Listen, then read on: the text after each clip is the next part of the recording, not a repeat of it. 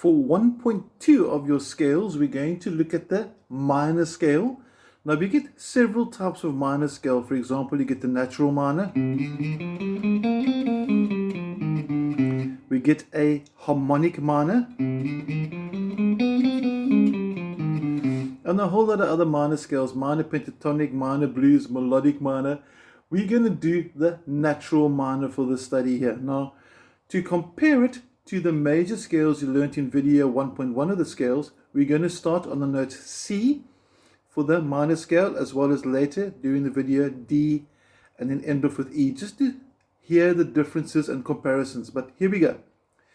Your minor scale, the natural minor scale, is going to start with finger 1 this time and fret number 3 on the 5th string. And if you look at your tab, the tab numbers on the 5th string go 3, 5, 6.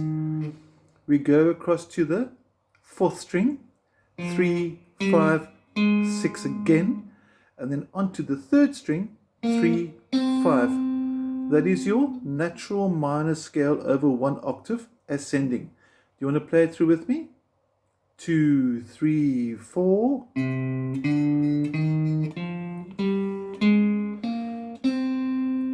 Cool. If you're not sure, consult the tab, have a look at the diagram. It shows where all the notes are found on the fret notes, and the highlighted blue dot again is your root note, in other words the note from which the scale is built.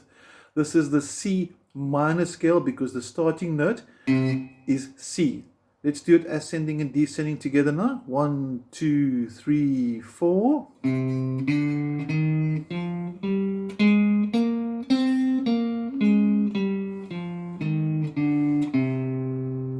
Cool.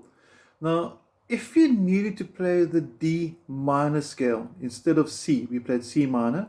Let's say you want to do D minor, we take exactly the same sequence of events, in other words, the finger sequence, and start it on D. D is at fret 5, string 5, which we should know from the first video, and it's going to be like this. And keep in mind that the finger sequence will be exactly the same. Here we go. 2, 3, 4.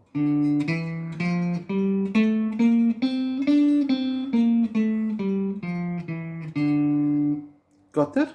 And similarly, if you needed an E minor, we'd have it over here. This is E, fret number 7, and the fingers still follow the same sequence.